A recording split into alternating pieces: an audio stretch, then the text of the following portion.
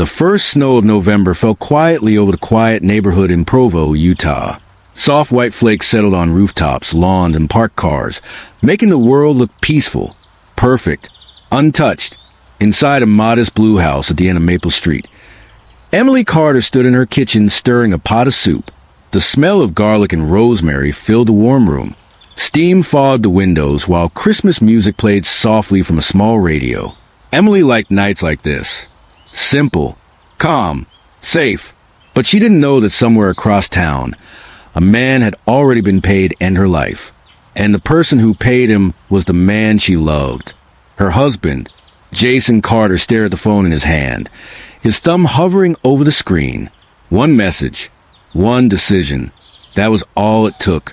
Across from him, in a dimly lit bar on the edge of town, sat a stranger with shaved head and cold eyes.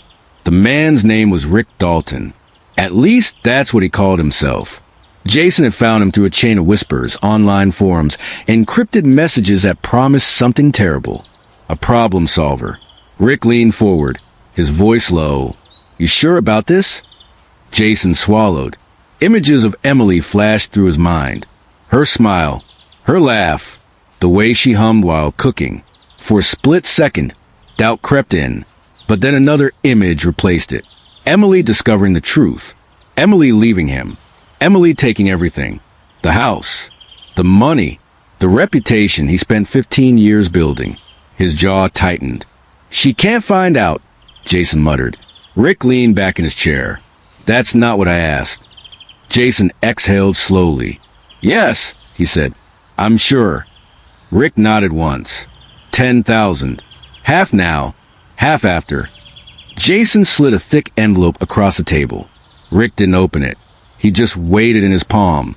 "Address?" he asked. Jason hesitated. For a moment, his heart pounded so loudly he thought the bartender could hear it. But he pulled a folded piece of paper from his pocket and handed it over. Rick glanced at it. "Maple Street," he said. Then he stood. "Tell your wife goodbye, however you want." Rick walked out of the bar. And just like that, Emily Carter's life had been scheduled to end. At home, Emily wiped her hands on a towel and glanced at the clock. 8:47 p.m. Jason was late again. That made 3 nights this week. She tried not to think about it, but something had been different lately. Jason used to come home smiling. Now he came home distant, distracted, guarded. Sometimes she'd catch him staring at his phone and quickly locking the screen when she walked into the room. Other nights, he barely spoke at dinner. Emily told herself it was work. Jason worked as a financial advisor. Stress came with the job. Still, a quiet voice inside her kept whispering that something wasn't right. The front door opened. Jason stepped inside, shaking snow off his coat. "Hey," Emily said softly. Jason forced a smile. "Hey." She kissed his cheek. "You're late. Work." He hung his coat and walked into the kitchen. "What's that smell?" "Chicken soup," she said. "Your favorite." Jason stared at the pot. For a brief moment, guilt twisted in his chest. Emily was kind. Too kind. The kind of woman who trusted easily. The kind of woman who would never imagine a man sitting across from her had already signed her death warrant. "Smells good," he said quietly. They ate in silence. Snow kept falling outside. And somewhere in the darkness of Utah's quiet streets, Rick Dalton was already driving toward Maple Street. At 10:13 p.m., Rick parked 2 houses down from the Carter home. The neighborhood was silent. Most lights were off.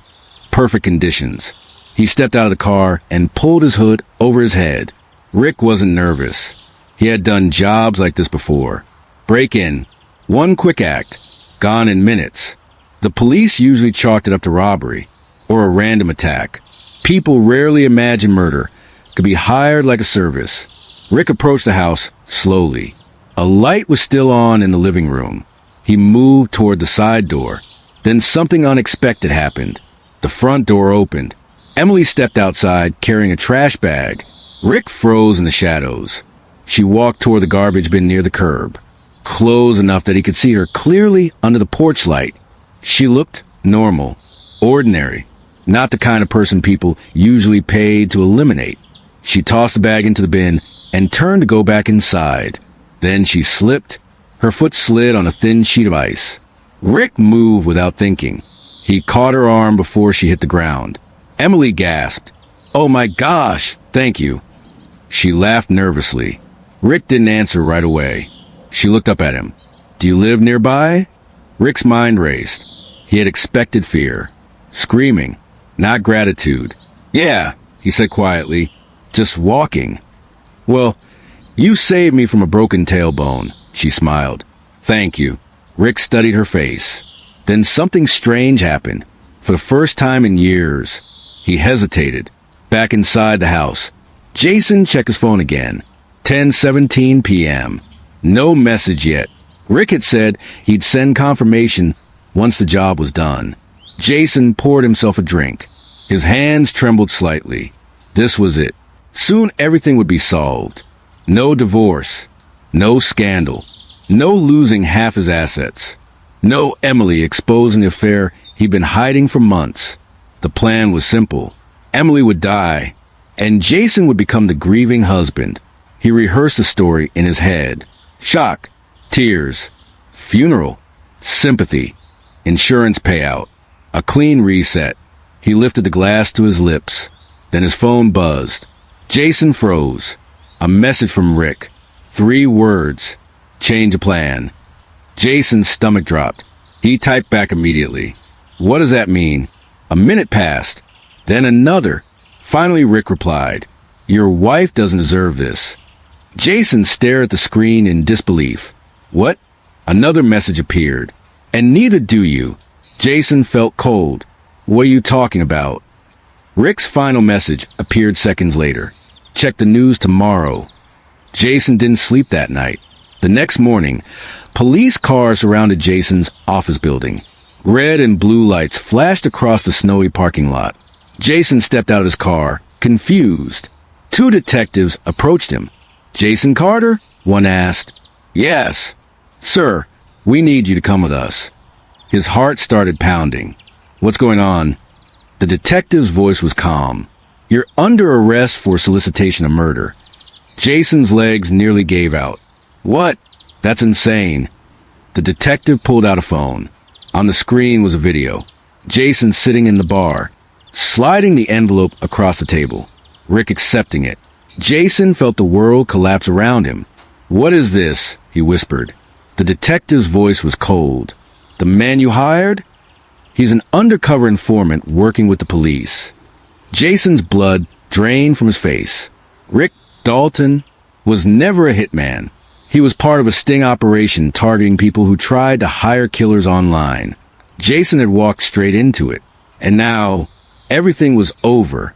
Later that evening, Emily sat in her living room, surrounded by detectives. Her eyes were red from crying. "I still don't understand," she whispered. "Why would Jason do this?" The lead detective spoke gently. "Your husband had been communicating with someone he believed was a hitman for months." Emily's hand shook. "He wanted me dead?" The detective nodded. "We're sorry." Emily closed her eyes. The betrayal felt worse than death. But then the detective added something unexpected. "There's something else." "What?" He didn't know this, but the man he hired actually refused to go through with it even before the arrest. Emily looked confused. "Why?" The detective shrugged slightly. "He told us something interesting." "What?" The detective smiled faintly. He said, "When he met you, he realized you were the only innocent person in the entire situation." Emily covered her face and cried. Jason Carter stood alone in a cold prison cell days later. The judge had denied bail. His career was gone, his reputation destroyed, his freedom slipping away. And the wife he tried to murder was the only person who could speak at his sentencing. He stared at the wall, waiting, hoping. But deep down, he knew karma had already arrived.